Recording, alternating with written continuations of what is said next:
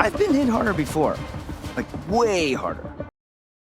Invincible and X-Men 97. We've been talking a lot about these two series for the past few months, and I thought it was only right to bring you all a versus battle pitting Invincible against, well, pretty much all the X-Men. However, we will be doing things a little bit differently than we normally do. In this video, Invincible will be taking on the X-Men in groups instead of all at once, to see how far he would make it if he started battling against the weakest members and slowly worked his way up the ladder like a Mortal Kombat tournament. With that in mind, I've enlisted longtime friend of the channel, Crisis, to help us out with the X-Men scaling. Together, we've put each member into a tier, and Invincible will be forced to battle each tier solo. So with that being said, does Invincible solo X-Men 97? First, let's take a look at how powerful Invincible is, and of course, we need to bring out our handy-dandy planet Viltrum destroying calculation where Space Racer, Omni-Man, Thetis, and Mark combine their powers to, well, destroy Viltrum. After being calculated, each individual character is attributed with small planet busting power. This is due to the size of the planet as well as how completely they destroyed it. Concerning speed, Viltrumites can zip around the galaxy at speeds faster than light.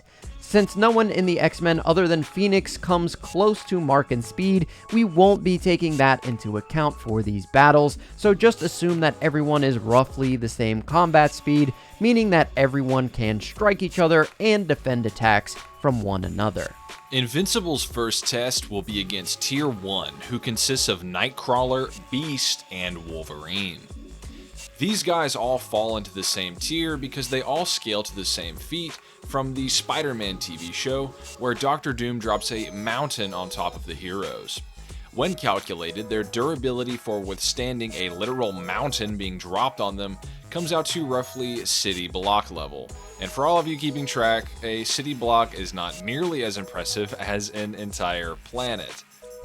So in this case, Nightcrawler might annoy Mark a bit, but he's fought against teleporters in the past and adapted to the nuance of swinging and missing over and over again. Not even Wolverine's adamantium claws would break through Invincible's suit, let alone his skin. Mark splatters Tier 1 like an egg in a how-to basic video. In Tier 2, we have the likes of Gambit, Rogue, Cyclops, Jubilee, Sunspot, and Storm. And now we're getting somewhere.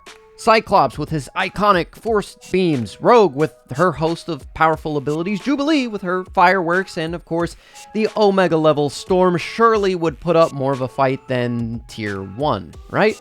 Well, these characters do scale significantly above the first tier. With their most powerful attacks, they went head-to-head against Bastion and did fairly well, all things considered, so I think scaling them all about the same level makes sense. To put their power level in terms more easy to grasp, we can scale them to a percentage of Asteroid M, a country-destroying asteroid if it were to strike the planet.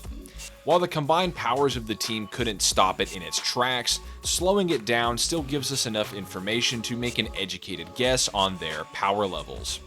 Lowballing and saying the team only slowed down the asteroid just about 10% would make the characters in this tier island level, or giving them the attack potency to destroy something with the durability of an island.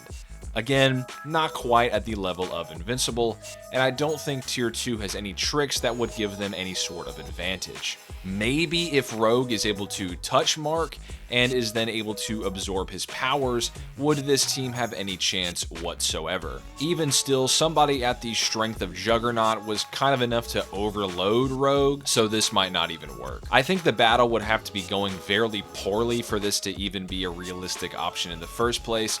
Honestly, Mark probably deals with Rogue first, just based on her personality. She might be the first to charge in and get dealt with, but if she isn't, she might see touching Mark as the only chance to secure a victory. So in Tier 3, we have Morph. Just Morph. Specifically, Morph transformed into Juggernaut. While he would bully those in the tier below him in this form based on previous fights the X-Men have had with Juggernaut, I don't think the gap between island level and small planetary is being filled by Morph Juggernaut. However, Morph should theoretically be able to transform into Invincible himself, as he's done so with both Hulk and Mr. Fantastic. Upon transforming, Morph gains the physical abilities of his target, and in this instance, Mark and Morph would be equals. You could argue that Mark would have the advantage of being used to Viltrumite powers, but honestly, they're nothing Morph hasn't experienced before.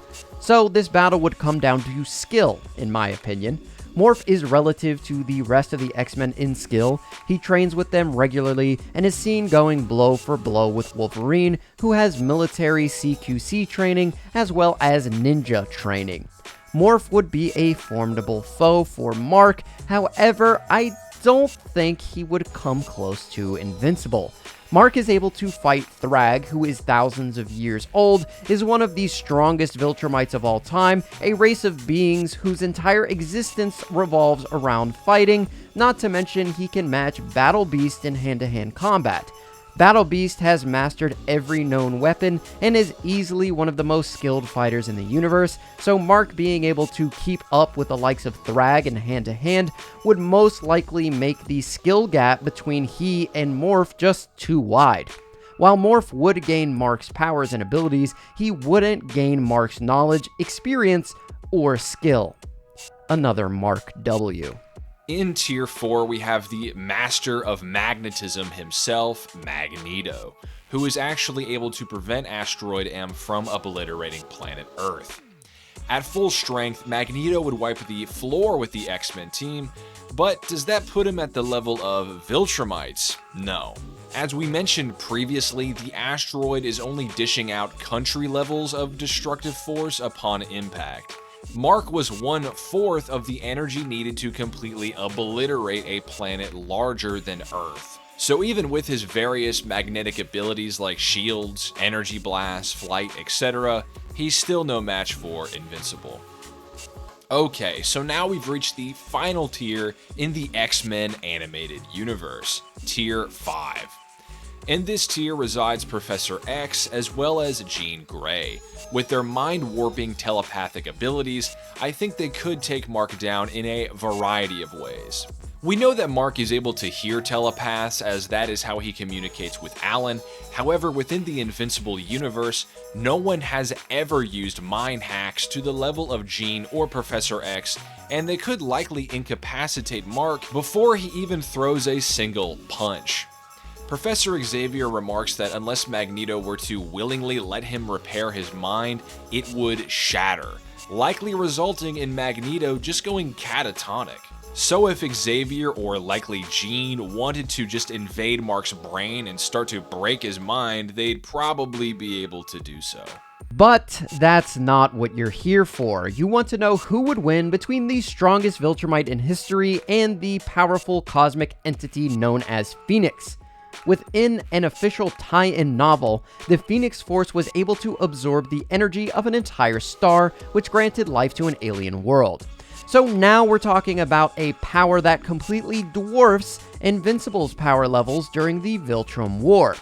Just for a bit of context, the Death Star is able to destroy a planet, and it would take the power of 1,000 Death Stars to reach star level. So Phoenix would be thousands of times stronger than Invincible during that time. However, Mark does grow exponentially throughout the series, and despite nearly dying while in the sun, a feat that is actually a massive outlier in the series, and simply used for storytelling. The surface of the sun tops out at building level, and the center of the sun is only multi-city block. But because we know that Mark is consistently like planetary level, it wouldn't be fair to say that the surface of the sun, which is building level, would actually kill him, because that's simply not true. It was just used that way in the story. After his battle with Thrag, he continues to grow even more and surpasses Alan in strength by the end of the series, another character who receives massive Zenkai boosts throughout the comics. By the end of the run, you could argue that Mark did, in fact, reach star-busting levels of power, but that would be a wild guess with no real proof. While Mark did become the strongest Viltrumite we've ever seen, we simply don't know exactly how strong that is. So I would still say that Phoenix would defeat Mark, but maybe, just maybe, an older, fully powered Mark could put up a good fight. And that's all we've got for you guys today. What do you think? Do you think Mark would run the gauntlet, or do you think that Phoenix stops him, or even Professor X, or just Jean Grey using their mind hacks? Let us know what you think down in the comments below. Thank you to Crisis for helping out with this video. Be sure to check out his most recent video pitting the X-Men against the Marvel Cinematic Universe Avengers. Thanks again for watching, everybody. Remember, like, subscribe, do all that fun stuff, and remember the motto, it's Invincible versus X-Men over everything, and I'll see you guys next time.